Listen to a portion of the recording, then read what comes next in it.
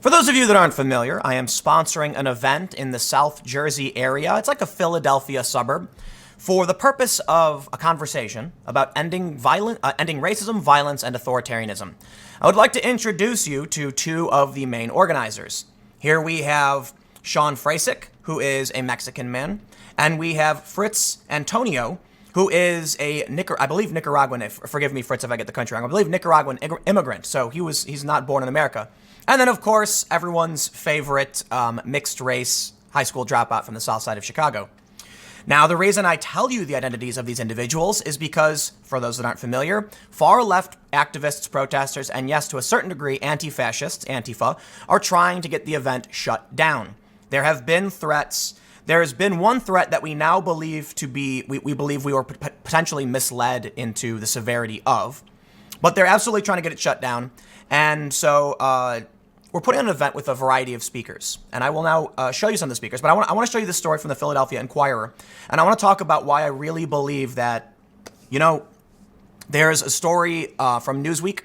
A Russian ambassador or oligarch or something canceled a trip to the U.S. because he said we're undergoing a second civil war. Recently, just about two or 3 weeks ago, a Princeton professor said we're in a cold civil war.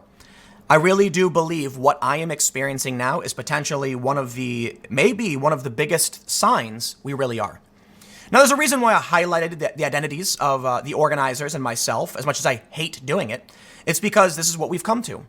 A bunch of moderates trying to, and actually some progressives and liberals helping organize this event, are trying to bring in some conservatives to have a conversation, to challenge some of our assumptions about each other and call out both sides. Because when you sit down and talk to each other, you de-escalate. And there's a very famous man who de-radicalized, my understanding is around or over 200 Klansmen. Why? He was able to sit down with them, become friends, and then they realized their racism didn't quite make sense when they actually sat next to a black man. Imagine that. This guy's name is Daryl Davis, and he's an amazing inspiration for me and for many people because he shows that you can have a dialogue. You can end the fighting. And that's one of the reasons why we want to do an event like this. We want to get someone, like Megan Murphy, a gender critical feminist, more aligned with the left, to be at the same event as someone like Blair White, who is a trans woman but a conservative, bringing people from opposing ideas to hash out a conversation and just, associate. Because when you befriend people and talk to them, you start to see their humanity. So Daryl Davis was a huge, huge inspiration. There's also a Heineken commercial, which I've referenced before, where people sit down. But I do want to make an announcement. Daryl Davis is actually going to be our headlining speaker. There are some other people that we haven't announced yet because it's been so crazy that people are trying to stop this from happening. And so, I'm trying to avoid being overly hyperbolic, but I got to stress, when you have an event that is, 30 some odd percent not white, in a country that's around 61 to 67% white, you get this proportion of people. But we have left, we have right, we have center, we have de-radicalization experts, we have just conservative personalities, we have very controversial comedians, edgelords, whatever you want to call Count Dankula. We have Michael Rowlands, who, I don't want to say too much about people's personal lives, but this guy is a progressive. He's on the left. They call him Music Man Mike. And so we've brought in some of these people. And yes, some of them are controversial for both sides.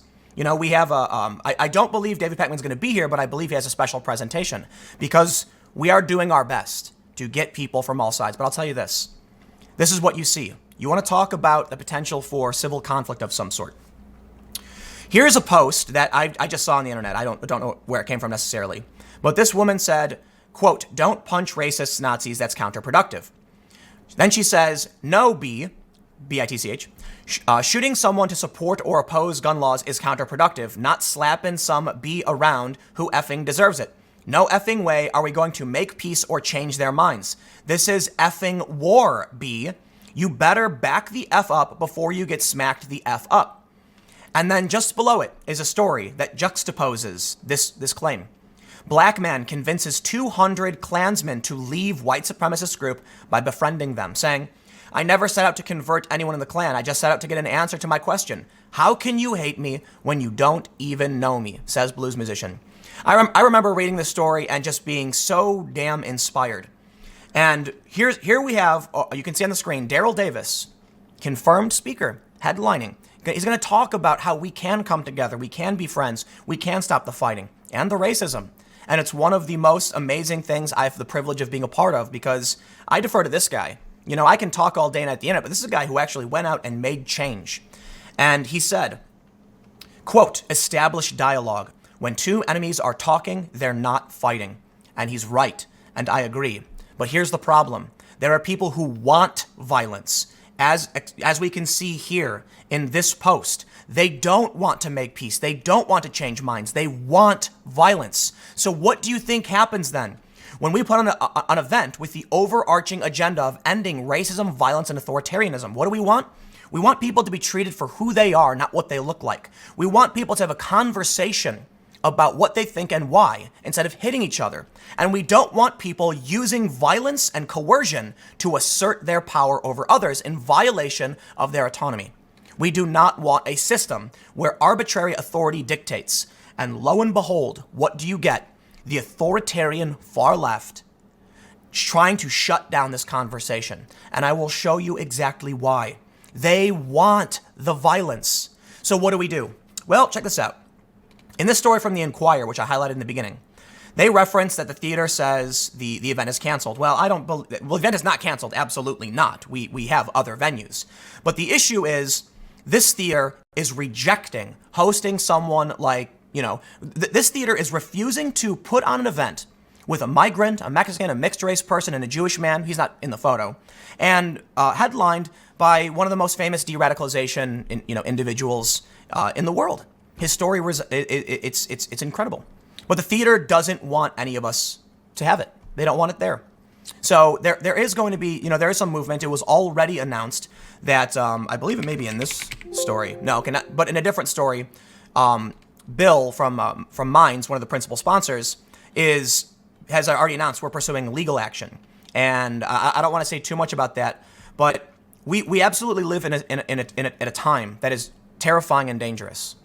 Because when you realize the intent of the event and you realize what the lengths people are willing to go to shut it down, we are now at a point where conversation is becoming impossible. And you know what happens? Like Daryl said, when two enemies, I'll pull up Scott, when two enemies are talking, they're not fighting. And I completely agree. And that's why they don't want us talking. These people want violence. They want it. But here's the thing. As mentioned in this story, it turns out, so we were under the impression there was a threat to burn the theater down. The police believe it's serious. However, it turns out now, at least my understanding, is that it was like some joke on Twitter that had nothing to do with well, it did, but it wasn't directed at the theater. Someone said something like, are they going to end racism by locking everyone in and burning it down? Which was not, it was made in jest. It was a joke. We weren't told that. So when the initial stories came out, and I made that video where I said I believe this to be the case, it was, I can't get into full detail because there is a legal course that's going to be, moving forward, so I have to be very careful. But it was implied to me. It was stated in, as far as I know, no uncertain terms. There was a serious threat of something of this nature. And as it turns out now, it seems it was just some random Twitter person who probably lives nowhere near the venue. And in my personal opinion, I think they were using it as an excuse and wanted us to believe it was more severe than it really was. So I guess that's the case. Now, I'll admit, I don't exactly know, right? I don't want to make a hard statement of fact because all I know is that I had a conversation, something was expressed to me that was shocking, and something was expressed to other people that essentially confirmed this, and that was the narrative that, not us, other people were conveying to us. But then someone started digging up the tweet, and now we believe it may have been a misdirection or something. I could be wrong. I could be wrong. I don't know exactly because, look, there's going to be multiple parties involved. All I know is someone said something to me, and that was what was conveyed. But they say here, this threat was contained in a tweet that a progressive activist and even Poole both told me was quite possibly made in jest. Nevertheless, it's being taken seriously and remains under investigation by the Pittman police, according to Chief Daniel J. McAteer.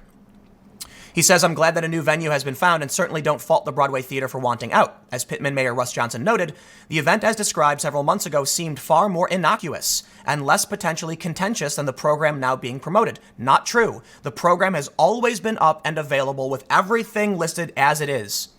When was the first time I promoted this? A long time ago. The temporary takeover of the Broadway's website, it was their Twitter account, and the threatening tweet also attracted the attention of Breitbart News, which published a story showcasing Antifa's reaction. They say the progressives I know have no use for costumed thuggery of Antifa, but I'm troubled that many comments on social media seem to regard the Pittman event as so inherently dangerous that suspending freedoms of speech and assembly is justified. So I don't want to read through the whole piece, but I want to highlight. This is an op-ed from the Philly Inquirer saying we should be allowed to have the event. It was wrong to shut it down. It's all a bunch of fake nonsense, that's being propped up. But here's what worries me. I was told by someone involved in the city that they watched my initial live stream talking about our intention in the program, and they couldn't figure out if I was left or right or, what I believed.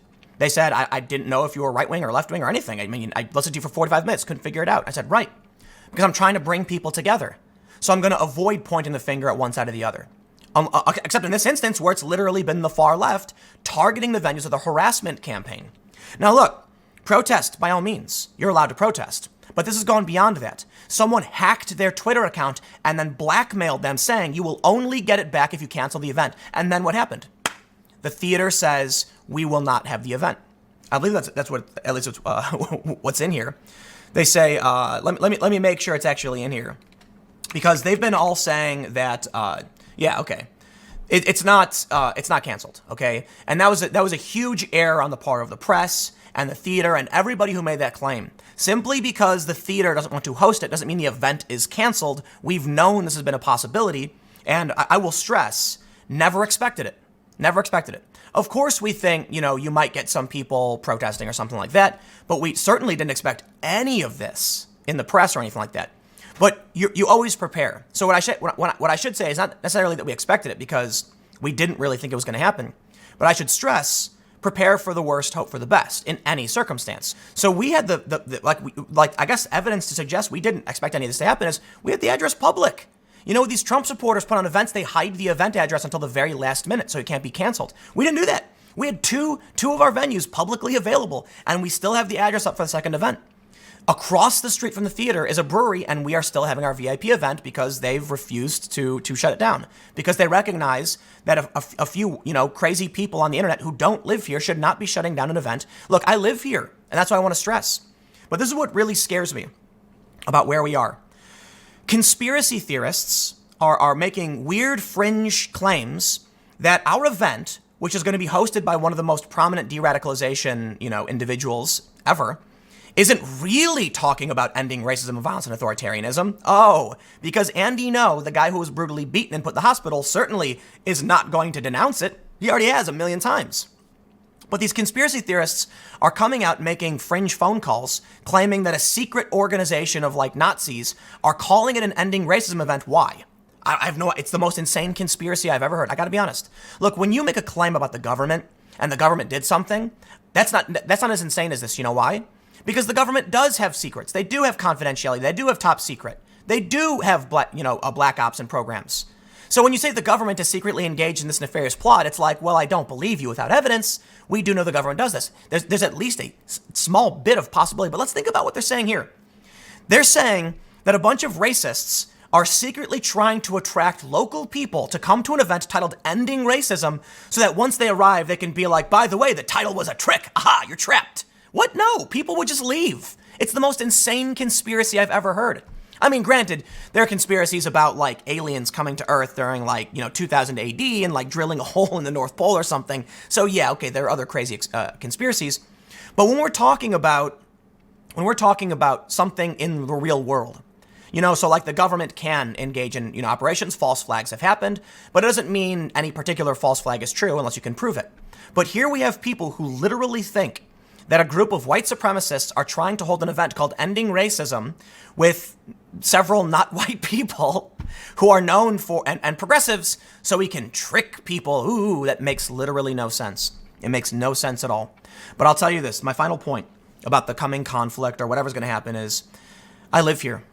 If I can't put on an event by my house with moderates and people, progressives and some conservatives to sit down and talk things out, well, then the talking is being blocked on purpose. Why? It's very simple.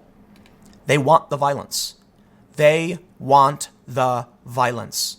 So listen, if these people want it and they're willing to engage in it and they embrace it and they beat journalists and they encourage it, what do you think happens?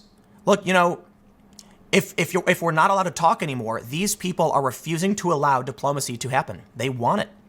Now, all the people at our event denounce violence, and that's the point. We want to come together. We want to stop this before it gets too bad. But the bad people are going to stop at nothing.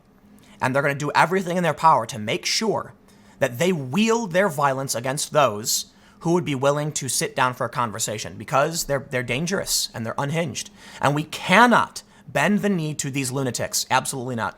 So I will stress, in no uncertain terms, no resource will be spared in our coming legal issues for breach of contract. I will stress, this theater had a contract for months with a publicly available itinerary and speaker list they didn't seem to care about. When the first calls came in, they said it was fine and ignored them and even pushed back. But sometimes something happened around the time of this alleged threat where all of a sudden they went into panic mode. So I'll tell you what, you can't break a contract because a crazy person who lives 100 plus miles away told you not to have an event. You can't do it. You have a contract. If the contract gives you an escape for it, well, I will stress this. I don't have a contract with the theater. The organizers do. I'm just a sponsor, so I have no legal standing in any of this. But I will stress, the event will happen at all costs. And those that are willing to bend the knee to a harassment campaign and break a contract after 5 months need to be told, you can't do that. You can't do that. But we'll see what happens. I'll have more updates later, but for now, this is where we're at, so I'll leave it there. Stick around. Next segment will be coming up at 4 p.m., youtube.com/Timcast. Different channel. I will see you all there.